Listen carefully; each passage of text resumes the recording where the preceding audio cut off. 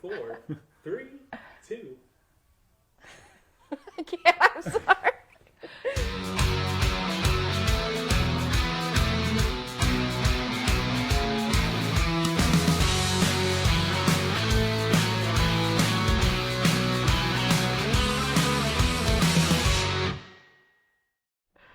Welcome back, Hawk fans. I'm here with Kierra and Xander for our Give Day, two of our Give Day ambassadors. And I'll have you guys introduce yourselves and tell us a little bit about Give Day, what it does, and how it benefits DSU. All right, I guess I'm starting. Like Cheyenne said, my name is Kierra Mathern. I am DSU class of 2022. I also work at the DSU Heritage Foundation as our alumni relations and event coordinator. You can hear right now I've got a little bit of a cold, so please bear with me today. And Xander is gonna make his jokes. I was waiting for that. But we're really excited for 2024 DSU Give Day. It is a 4-year-old campaign where the DSU Heritage Foundation has a set amount of time, which is 24 hours, to raise a specific dollar amount, which is this year $100,000. So in short, on November 12th, which is a Tuesday, next Tuesday, we will have 24 hours to raise $100,000 for student scholarship, and I'll let Xander hit on a little bit of our donor count and why that's important to us. Well, yeah, my name is Xander Beeson. I am a 4th-year senior at DSU. This is my second Give Day that I've been working. I've been loving every second of it. One of the donor count for this year was a new goal of ours. Usually it's been the $100,000 or the set dollar amount in 24 hours. But this year we decided to keep it with the same dollar amount as last year, $100,000, with 351 total donors. Me and Kierra were talking. We're like, well, we've had about 300 every year. Should we go 350? And I was like, why reach for the stars when there's people on the moon? You know what I mean? So I said 351. That's our number. I think it's going to be easily attained this year just from the amount of support we've gotten so far. But I think it'll be a fun day, a long 24 hours, and I hope that everything goes according to plan. Yeah, and there's multiple challenges during Give Day to unlock donation matches. Can you guys explain a little bit about those challenges? Yeah, absolutely. So we have 4 main challenges on DSU Give Day. Our challenges are our way to get community, faculty, staff, students, alumni involved in DSU Give Day. Because like Xander said, it's not necessarily the huge donors, even though they play a big part in this, that come in and drop off $1,000 checks or, you know, 10,000. I don't think that would happen, but I'm just saying that number. It's the 300 donors that come by and help us chip away at that goal one by one, which makes a significant impact on what we're able to do on DSU Give Day. So our challenges are there to try to get the community, students, everybody involved in this. Our very first challenge this year is going to be the Young Alumni Challenge. Our Young Alumni Challenge is challenging alumni from the last 10 years to donate their grad year on DSU Give Day. So an example of that be Xander's going to be class of 2025, not quite an alumni, so he wouldn't be in this, but I would donate $20.22 because I'm class of 2022, and then we're hoping to get the rest of those for the 10 years. And then we have our 50-state challenge. Xander, you want to hit on this one? 50 states is my favorite challenge we do. It's so easy to get it all set up. There's no stress about it. But all we're trying to do is... Can you sense the sarcasm in his voice? Trying to receive 2 donations from all 50 states. It sent me through a whirlwind last year trying to get a hold of people, because obviously there's some people we don't have as many, some states we don't have as many connections in, but I think we did get it filled in last year. If you're from one of the 50 states in our beautiful country that is not Montana, North Dakota, South Dakota, Wyoming, call the DSU Heritage Foundation, ask for Xander, and I'll get everything set up for you. That'd be awesome. Yes. If you're on the East Coast especially, yes. East Coast, West Coast, for some reason, we don't have a lot of alumni in that area. And we're getting to the point, if you know what Snapchat is, we've got our Snapchat maps out. Everybody's just got their phones open trying to find that last person. So it's a really cool challenge that involves everybody in the United States. And to see the impact of donors across the U.S. for DSU Give Day is just so humbling. It's so cool to see that many people involved in one goal. 50 states is where boys become men. I'll tell you that for free. Right. So that's 2 challenges. The other 2 challenges that we have, one of them is our newest challenge, and it goes hand in hand with our 2024 Legacy Mug recipients, the Mount Rushmore of Dickinson State University, which is a group of of some of the most influential women of history in Dickinson State University. There's an article on dickinsonstate.edu. Search in the bar Mount Rushmore, and there's a wonderful article about this. I really encourage you to look it up. But our Her Impact Challenge is the newest of the bunch, and our goal is to raise $5,000 on DSU Give Day for the Her Impact Challenge to be able to award a scholarship to a person alike. So that's something we're really passionate about, really excited about. And then finally, the last challenge, we've got our 100 Years of Football Challenge, which, as you know, our 2025 100-year football celebrations coming up on October 11th, 2025. We're so excited. We're going to have thousands of DSU football and people in that community back for that. But just in support of that, we've got our 100 Years of Football Endowment, which is a scholarship that will support many students. And we have a goal that we'd like to hit before 2025. So DSU Give Day, our goal, we have a $5,000 match. So if we raise $5,000, it unlocks that match, and then we've got $10,000 towards that endowment. Those are our challenges. Yeah, pretty good challenges, huh? Yeah. And how do you guys get faculty and students involved on the day of Give Day? So for students, we are giving away 3 $500 scholarships. The Myron Moore Give Day Scholarship. Myron Moore, former DSU Heritage Foundation employee that has been, this whole Give Day thing is like his baby. This was his idea. He had the vision of raising all this money for students in 24 hours. I got the opportunity to work with him last year, meet with him, all of that. So this is just kind of our tribute to him.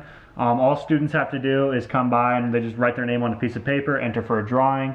Obviously, they don't have to donate, but if you do, that's greatly appreciated. We're not asking you to donate any crazy amount of money. My roommate, Big Red, shout out Big Red, brought about $3 in quarters and loose change in a jar. It was so cool. And donated that.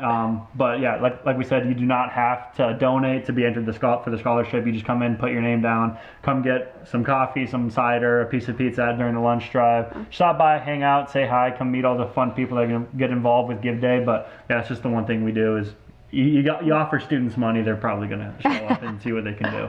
Yeah. It's really cool because it's a good opportunity for students to find that extra support in the 2024-2025 school year, because that scholarship is applied in the spring of 2025. So it's a great opportunity for students who might be looking for it. All they really have to do is come down to the foundation, write their name on a little ticket, and then they drop it in the box. If they give a donation, like Xander said, it's cool to be part of something that is so big, like 100 years of $100,000 raised in 24 hours. But keep it rolling. Just having them here in general is a really cool thing.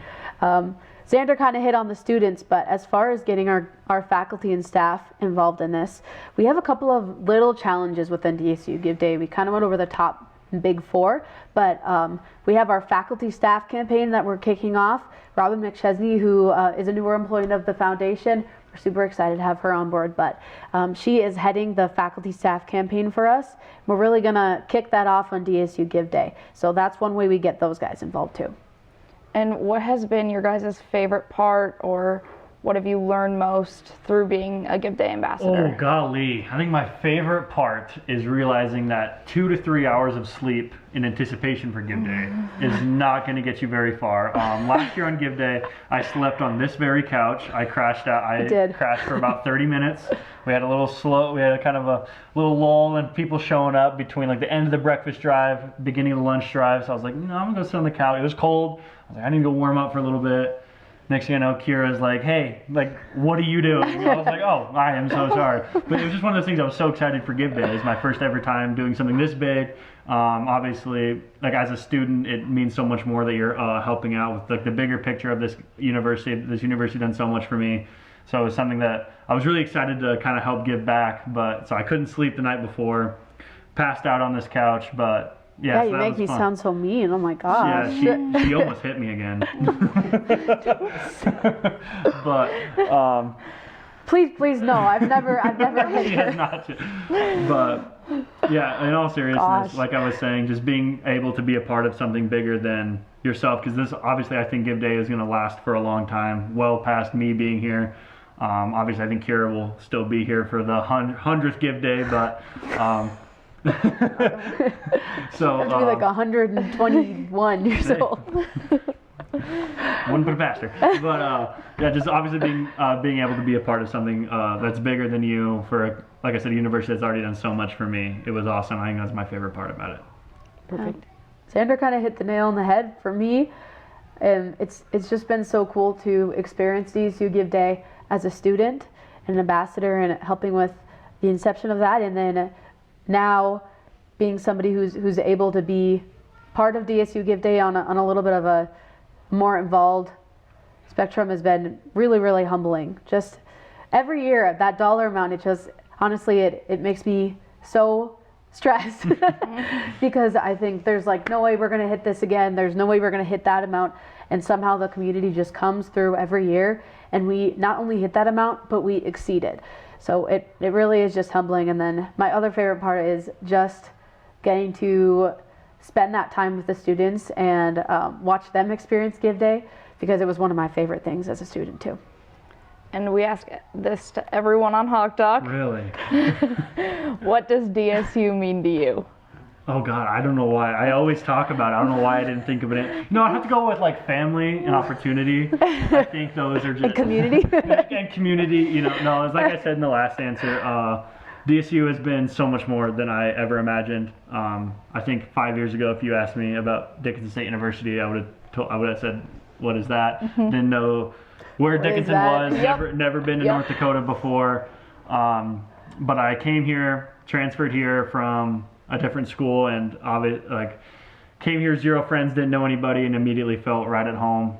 Met my people right away. I came here to play football, but I've become so much more involved, and I honestly think that's if I could give advice to younger students, I would say that when you're coming in, don't just stick with the one thing you came here for. Like, obviously I could have just been a football player and spent the rest of my time just laying at home doing whatever, but just getting involved, becoming a student ambassador, applying here at the Heritage Foundation just because I needed a job during the school year, and that alone has opened so many doors for me. Being a part of Give Day has been so awesome. I can't wait till years down the road when I'm Warren Buffett billionaire and Kierra's calling me like, "Hey, can you donate to Give Day this year?" 50 state challenge. Yeah, sure. But yeah, it's like becoming involved in all the opportunities that's been given to me just because I put myself out there has been really cool. Kierra? That's a really good answer. Can I say? I've been waiting for this moment. I've been hosting Hawk Talk for a year now. I haven't been finally interviewed happened. before. Well, I think besides community opportunity, big thing about DSU is that it's just special. Anybody who's been to this place and been impacted by DSU will tell you the same thing. The way that people come together and support one another, the friendships that you create, the mentors that you have, the opportunities you're given. Honestly, there's just no other place like Dickinson State University, and that just means so much. Xander, you want to close it out? We'll kick it now to that handsome devil, Xander Beeson, for the in-studio interview.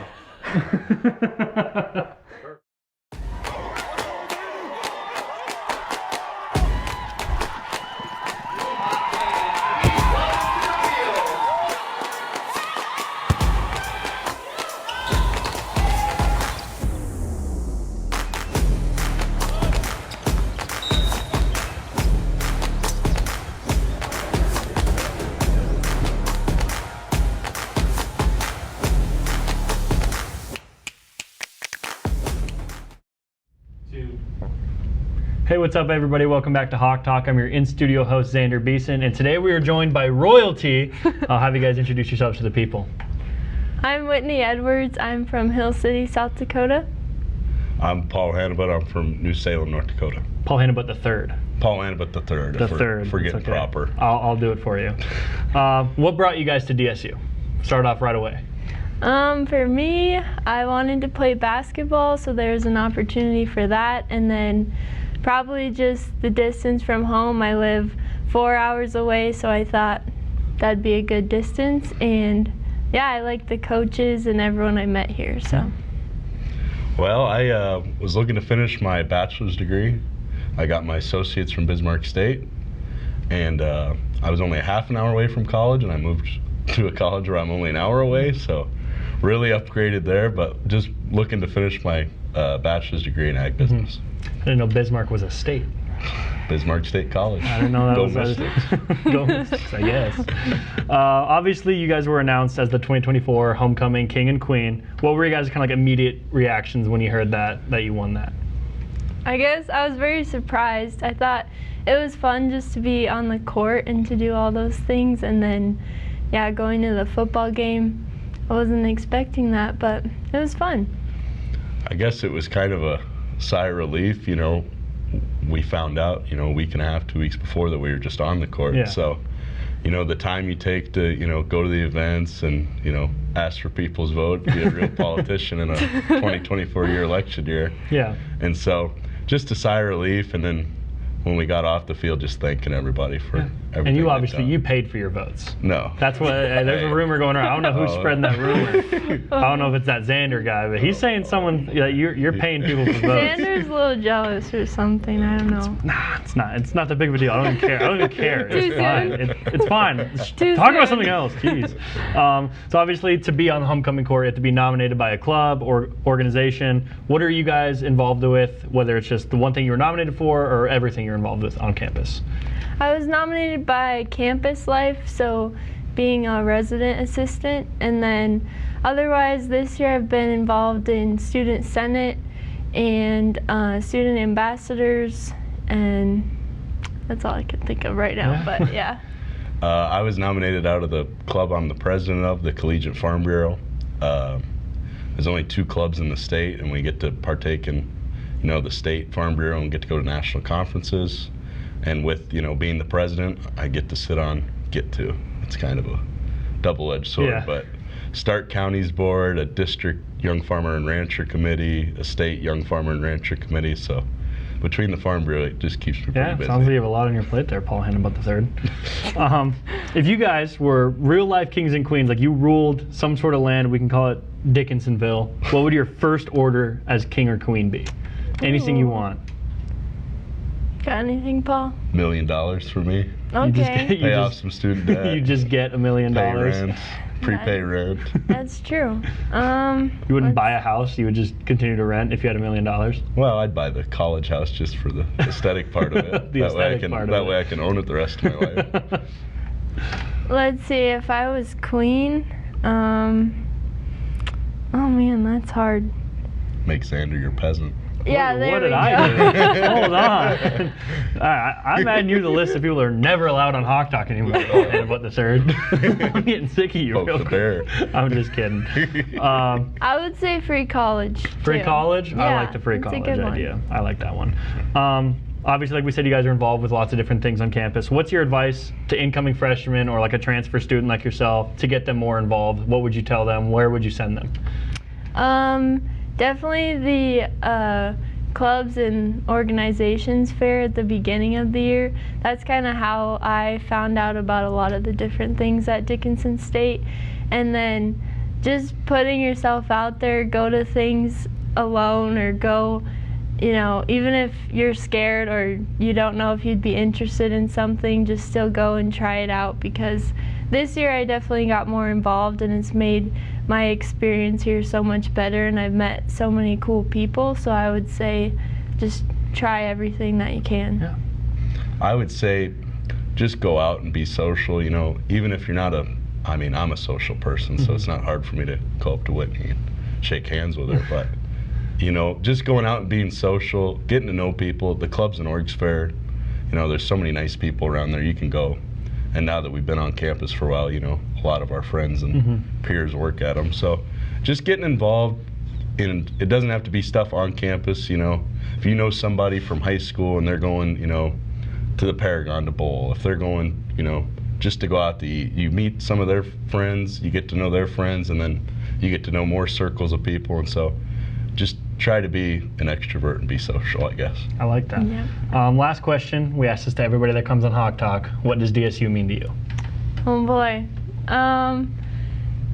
Yeah, it's kind of basic, but Family and opportunity? yes, because it's so true. And It like I is said, true. this year I tried to get involved in more things, and I could tell it really made a difference just with the people I met. There's so many cool people, and then everything that DSU has, like the Heritage Foundation, all the clubs, teams. There's so many things you can do at the small school, and so I'm really grateful for it, and it's been an awesome experience. And I think it's just the social aspect, you know. 4-year college in the western part of the state, you know, there's other 2-year colleges around that are close by, but being the 4-year, you know, college and, you know, football team, every, you know, athletic team you think of, you know, recruit kids from Wyoming like yourself. We'll let you stay here for a little Greatest while. state in the union, man. But just the social aspect and, you know, all the recruitment that, you know, we do for sports, you know, brings in kids from California, a lot of people from our neighboring state in Montana, even though we got to make sure they can count still. But Yeah. Just kidding, Montana friends. But just the social aspect of it at the end of the day and just getting to know people. Yeah, that was a great answer. All right, well, that's all I have for you. Thank you guys for coming on Hawk Talk, and we'll see you guys next week. Welcome back to 60 Seconds with Orton. I am your host, Christopher Kistler. President Orton, say, stumble upon a genie's lantern. Rub the lantern, genie pops out. You got 3 wishes. What are your 3 wishes?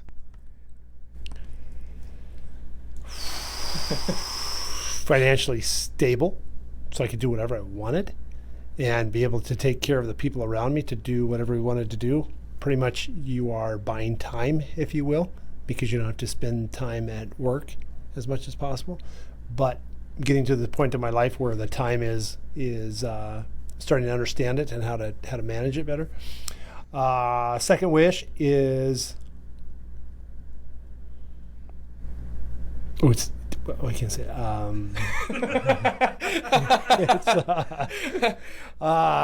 Wow.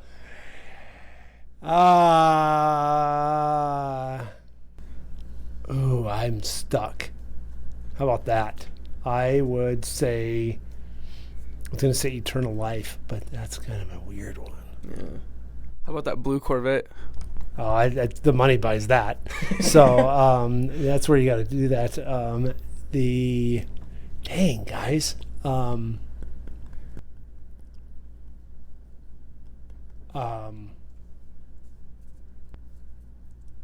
How can that be this hard? That's odd. I don't know. Xander's going to combine. He wishes to never lose touch with Xander Beeson. It's a good one. It's a good one. I'm going to be famous one day. I'm not going to always be around to answer your phone calls. That would have been wish 4. Remember, there's only 3 wishes. You can't say infinity wishes because that doesn't work. You can't wish for more wishes. You can't wish for more wishes. You can't do that. You got to do the money. You got to do the health thing. Peace for everyone. There you go. Peace for everybody. What's up, Hawk fans? This is Emma Welch with your weekly DSU sports recap. Dickinson State football took on Jamestown last week and had a big win, which secured the Hawks the North Star Conference Championship title. The football team will be on the road again this week in Valley City, which is the last away game of the regular season play. The men's and women's basketball teams played in the Chick-fil-A Classic last week. The women's team battled Mount Mercy, and the men's team took on Peru State on Friday with 2 tough losses. However, on Saturday, the women's team took on Southwestern Christian, and the men's team battled with Oakland City, and we had 2 good Blue Hawk wins there. The women's basketball team is taking on Montana Tech and Montana Western again today and tomorrow, and we're hoping for the second wins against these teams this season. The men's team is going to be taking on Lewis and Clark State tomorrow and College of Idaho on Saturday. Both the men's and women's teams are going to be on the road this week. The men's and women's cross country team is going to be competing for in the conference championship tomorrow in Valley City. We have a bright team this year, so we're looking forward to seeing those results. The volleyball team is headed to Valley City on Friday to take on the Vikings in the quarterfinals of the North Star Conference Tournament. We hope to see some Hawk wins there in Valley. The women's wrestling team is headed to Iowa for their first time on the mat this year. They'll be wrestling on Friday and Saturday. Thanks so much to our Hawk Talk sponsors, Consolidated. That's all I got for you this week. And as always, Hawks are up.